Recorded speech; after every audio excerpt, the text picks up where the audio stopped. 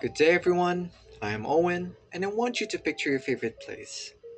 Maybe that's a busy shopping mall that you really love going to, a cafe that you constantly visit, or a university building that you're currently studying in, or a university building that you want to study in, or even a restaurant. Anything that has its uniqueness by appearance and story.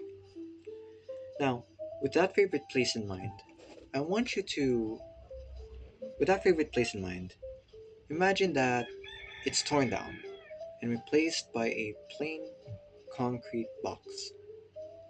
Although it still has its original purpose, its function, but you'll notice that its character, its identity is gone. How would you feel knowing that your favorite place turned out like that? A sense of sadness, a sense of loss, right?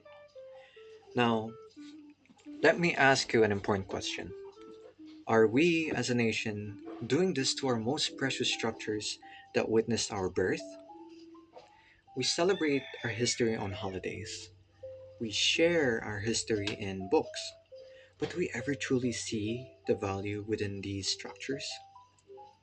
Today, I want to talk about a historical landmark in Zamboanga, specifically Fort Pillar, known as the Real Fuerte de Nuestra Señora del Pilar de Zaragoza. It is a relic that is actively breathing in our present history.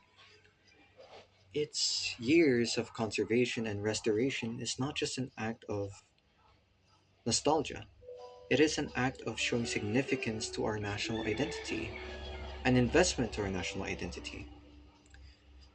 Fort Pillar was built in the 17th century. Its original purpose was just for the military, a stone fist fortress built to combat pirates, raiders of the sultans.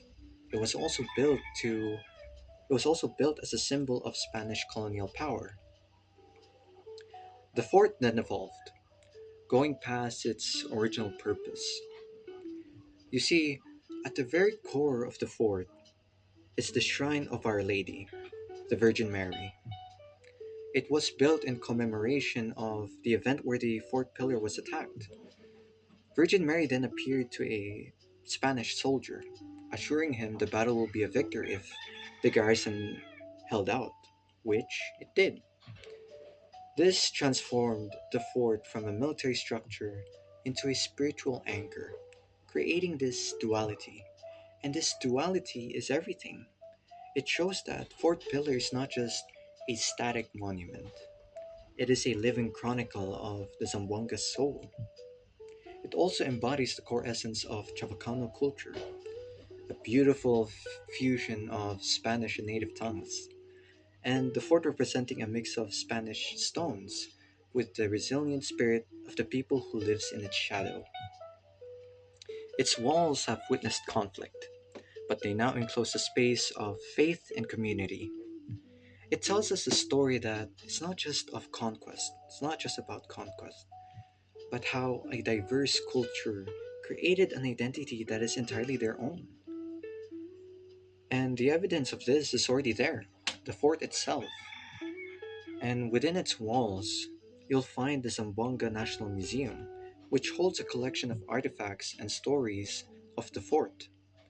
You'll also get to witness devotees lighting candles, offering prayers, and other special occasions that are held by locals. This is a testimony that it's not a dead structure, not a dead history. It is a living, shining landmark of the city's daily life. So, why must we fight for this battle of conserving the fort? Well, losing the fort, losing Fort Pillar would be tearing a huge part of Zamboanga's identity and Zamboanga's history. Let's not also forget that it is a flagship heritage destination.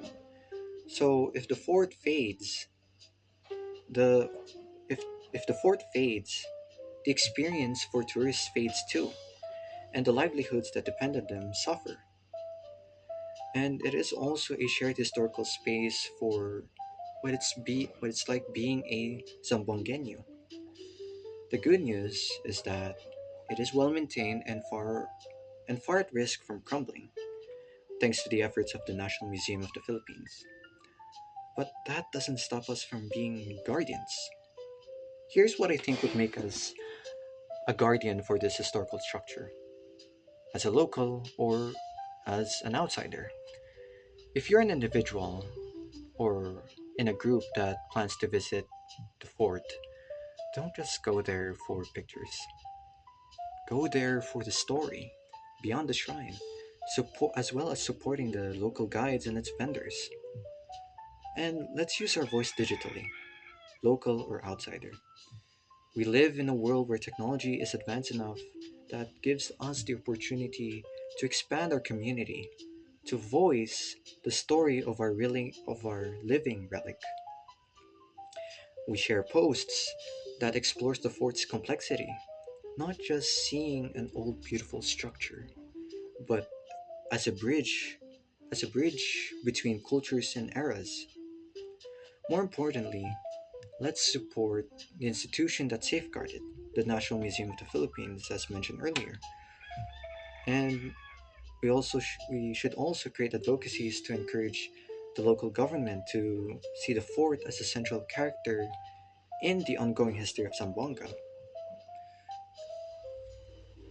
And Fort Pillar has protected Zamboanga for over 300 years. It held its ground through countless battles, abandonment, and silence. Now the roles are reversed. The only question is, it's not about if the fort is important. Well, it is important, but it is what are we willing to do to protect it?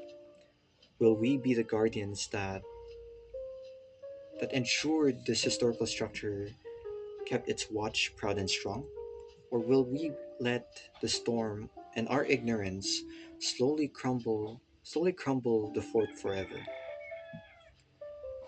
The fort has held its ground for centuries, and it is our turn to hold ours. Thank you.